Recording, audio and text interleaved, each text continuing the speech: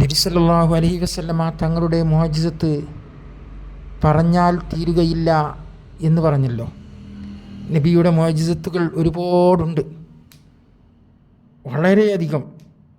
അതുകൊണ്ട് തന്നെയാണ് ഈ പ്രവാചക ജന്മദിനം വരുമ്പോൾ നമ്മുടെ വിദ്യാർത്ഥികൾ അത് ആഘോഷിക്കുകയും ആ വേദികളിൽ കയറി നബിയെ പുകഴ്ത്തി പാടുകയും അതുപോലെ പ്രസംഗിക്കുകയും മുഅ്ജിസത്തുകൾ പ്രത്യേകം എടുത്തു പറയുകയും ഒക്കെ ചെയ്യുന്നത്. അങ്ങനെ പ്രവാചകനെ സ്മരിക്കുമ്പോൾ മറ്റുള്ള പ്രവാചകന്മാരുടെയൊക്കെ ഓർമ്മകൾ നമുക്ക് ഉദിക്കുന്നത് ഈ ഒരു പ്രവാചകൻ്റെ ചരിത്രം പൊതു ജനവേദിയിൽ ഇങ്ങനെ കുട്ടികൾ പാടിയും പറഞ്ഞും കൊണ്ടുവരുമ്പോഴാണ്. ആ ചരിത്രത്തിൻ്റെ കൂടെയാണ് മറ്റുള്ള ചരിത്രങ്ങളൊക്കെ സഞ്ചരിക്കുന്നത്. നബി സല്ലല്ലാഹു അലൈഹി വസല്ലമയുടെ ചരിത്രത്തിൻ്റെ കൂടെയാണ് മറ്റുള്ള സംഭവങ്ങളെല്ലാം സഞ്ചരിക്കുന്നത്. പഴയ കാലഘട്ടം പോലെയല്ലല്ലോ. പഴയ കാലഘട്ടത്തിൽ വായിച്ച് അറിയുമായിരുന്നു. ഇപ്പോൾ കുട്ടികൾ വായനാശീലം ഇല്ലാത്തവരാണ്. അപ്പോൾ നബി സല്ലല്ലാഹു അലൈഹി വസല്ലമ മാത്രമല്ല, നബി സല്ലല്ലാഹു അലൈഹി വസല്ലമ തങ്ങളെക്കുറിച്ച് പഠിക്കുകയാണെങ്കിൽ ഒരുപാട് പഠിക്കാനുണ്ട്. ആ നബിയുടെ പ്രത്യേകതകൾ നിങ്ങൾക്കറിയോ? ഖബറിൽ ഒരു മയ്യത്ത് കൊണ്ടുപോയി വെച്ച് കഴിഞ്ഞാൽ ആദ്യമായിട്ട് നാം ആ മയ്യത്ത് ആ ഖബറിൽ നിന്ന് കണ്ണ് തുറക്കുമ്പോൾ, ഖബറിൽ നിന്ന് മയ്യത്ത് കണ്ണ് തുറക്കുമ്പോൾ കാണുന്നത് ആരെയാണ്? റസൂൽ സല്ലല്ലാഹു അലൈഹി വസല്ലമയെയാണ്. നബിയുടെ ഫോട്ടോമാണ് കാണിച്ചു കൊടുക്കുന്നത്.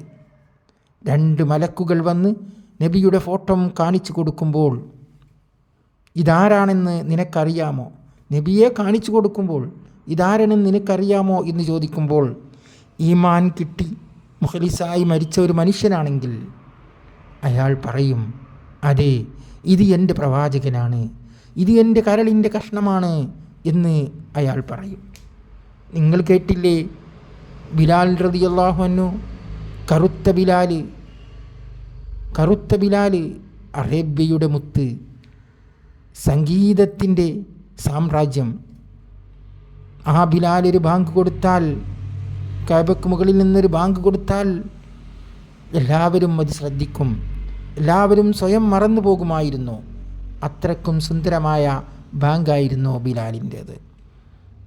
ബിലാലിനോട് ആദ്യമായിട്ട് നബി സല്ലല്ലാഹു അലൈഹി വസല്ലമ തങ്ങൾ ബാങ്ക് കൊടുക്കാൻ പറഞ്ഞപ്പോൾ ബിലാൽ റളിയല്ലാഹു അൻഹു പറഞ്ഞു, നബിയെ, എത്രയോ ഉന്നതരായ സിദ്ദീഖ് റളിയല്ലാഹു അൻഹുവും അതുപോലെ തന്നെ ഉമർ റളിയല്ലാഹു അൻഹു, ഉസ്മാൻ, അലി, ഇങ്ങനെ ഹംസ റളിയല്ലാഹു അൻഹു, ഇങ്ങനെ പോകുന്ന സ്വഹാബിമാർ, മാത്രമല്ല മറ്റുള്ള സ്വഹാബത്തെല്ലാം എന്നേക്കാൾ എത്രയോ ഉത്കൃഷ്ടരാണ് നബിയെ. എന്നിട്ട് എന്നോടാണോ അങ്ങ് ബാങ്ക് കൊടുക്കാൻ പറയുന്നത്? അപ്പോഴും നബി സല്ലല്ലാഹു അലൈഹി വസല്ലമ കൽപ്പിച്ചു, ബാങ്ക് കൊടുക്കുക ബിലാലേ. എന്താ അത്രക്കും സൗന്ദര്യമായ രാഗമായിരുന്നു ബിലാലിൻ്റേത്. ബിലാൽ കഅബയ്ക്ക് മുകളിൽ കയറി ബാങ്ക് കൊടുക്കാൻ തുടങ്ങി. ജനങ്ങൾ ബിലാലിൻ്റെ ബാങ്ക് അത്യാധികം ഇഷ്ടപ്പെട്ടു. ആ ബിലാൽ വഫാത്താകുന്ന സമയത്ത് ഭാര്യയോട് പറഞ്ഞു, എൻ്റെ പ്രിയതമേ, എൻ്റെ പ്രിയപ്പെട്ടവളെ, നീ എന്തിനാണ് കരയുന്നത്?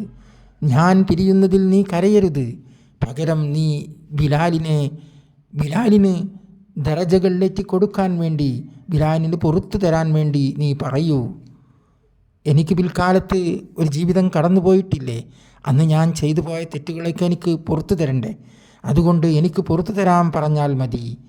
കാരണം ബിലാൽ സന്തോഷത്തിലേക്കാണ് പോകുന്നത്. കാരണം നബി സല്ലല്ലാഹു അലൈഹി വസല്ലമയെ ഖബറിൽ വെച്ച് കാണുമ്പോൾ, ഖബറിൽ വെച്ച് മലക്കുകൾ നബിയെ കാണിച്ചു തരുമ്പോൾ എൻ്റെ സന്തോഷം എത്രയായിരിക്കുമെന്ന് നിനക്കറിയോ? നബി വഫാത്തായ ശേഷം പിന്നെ നബിയെ ഞാൻ കണ്ടിട്ടില്ല. കാണാൻ എനിക്ക് വല്ലാത്ത ആഗ്രഹമുണ്ടായിരുന്നു. ഇപ്പോഴിതാ അതിനുള്ള അവസരമാണ് എൻ്റെ മരണം. എൻ്റെ മരണം എന്നല്ല, ലോകത്ത് ഏതൊരു മുസ്ലിം മരിച്ചാലും മുഅ്മിനായി മരിച്ചവൻ ഖബറിൽ ചെല്ലുമ്പോൾ ഖബറിൽ ആദ്യമായിട്ട് കണ്ണ് തുറക്കുമ്പോൾ അവനിക്ക് മലക്കുകൾ കാണിച്ചു കൊടുക്കുന്നത്, ഇവരെ നീ അറിയുമോ, ഈ ആളെ നീ അറിയുമോ എന്നാണ് ചോദിക്കുന്നത്. അപ്പോൾ എൻ്റെ പ്രവാചകനെയാണ് ആ കാണിച്ചു തരുന്നത്.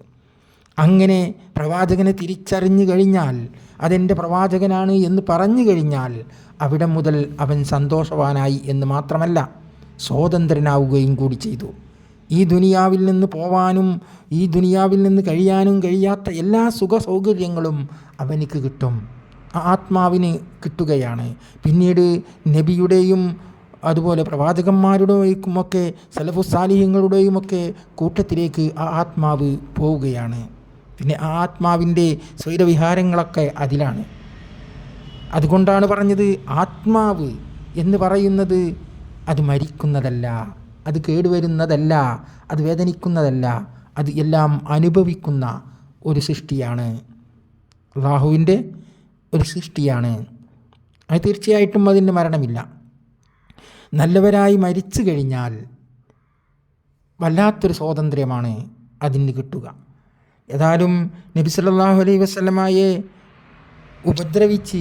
ഉപദ്രവിക്കുന്നതിൽ ഖുറൈശികൾ വളരെയധികം ആനന്ദം കണ്ടെത്തിയിരുന്നു. കാരണം ബഹുദൈവ ആരാധകനിൽപ്പെട്ട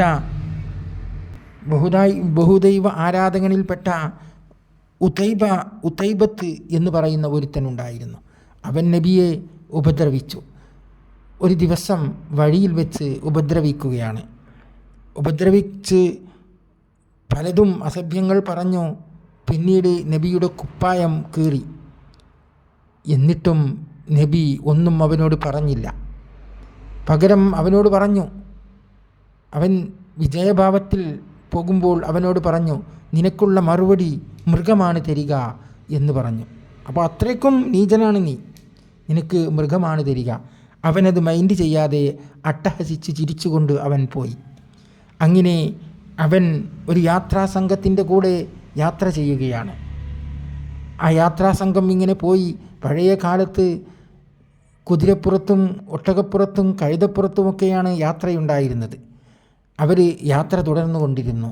രാത്രിയായി, ഇരുട്ട് കൂടി തുടങ്ങിയപ്പോൾ അവർ ഒരു സ്ഥലത്ത് വിശ്രമിക്കാനിരുന്നു. ഒരു കാട് പ്രദേശത്തായിരുന്നു അത്. പെട്ടെന്ന് അവൻ മറ്റുള്ളവരെയെല്ലാം നടുവിലാണ് അവൻ ഇരുന്നത്. അവനക്ക് എന്തോ ഒരു ഭയമുണ്ട്. ആ ഭയം അറിയിക്കാതെ മറ്റുള്ളവരുടെ നടുവിൽ ഇരുന്നു കൊണ്ട് അവൻ പറഞ്ഞു, ഞാൻ നിങ്ങൾക്കൊക്കെ കാവലാണ്, നിങ്ങളൊക്കെ ഉറങ്ങിക്കോളൂ എന്ന് പറഞ്ഞു. പക്ഷേ അവനിക്കായിരുന്നു ഭയം. പെട്ടെന്നതാ ഒരു പുലി എവിടെ നിന്നോ ചാടി വന്നു. എല്ലാവരും എണീച്ചോടി. അവനെ മാത്രം പുലി പിടിച്ചു. അവൻ്റെ കഥ അവിടെ കഴിഞ്ഞു. ഇതാണ് നബി സല്ലല്ലാഹു അലൈഹി വസല്ലമയുടെ ഒരൊറ്റ വാക്കിൻ്റെ മുഅ്ജിസത്ത്. അങ്ങനെ നബി സല്ലല്ലാഹു അലൈഹി വസല്ലമയെക്കുറിച്ച് പറയുകയാണെങ്കിൽ ഒരുപാടുണ്ട്. എൻ്റെ സഹോദരങ്ങൾ, നബിയുടെ മേലിൽ ഫാത്തിഹ ഓതുകയും നബിയുടെ പേരിൽ സലാത്ത് ചൊല്ലുകയും ചെയ്യാൻ മറക്കരുത് എന്നും അത് നമ്മുടെ പതിവായിരിക്കണം. നബിയെ കാണണമെന്നുള്ള ആഗ്രഹം നമുക്കെപ്പോഴും ഉണ്ടായിരിക്കണം. ആ തണലാണ് നമ്മുടെ രക്ഷ എന്ന ചിന്ത നമ്മൾ കൈവെടിയാൻ പാടില്ല. അസ്സലാമു അലൈക്കും വറഹ്മത്തുള്ളാഹി വബറകാതുഹു.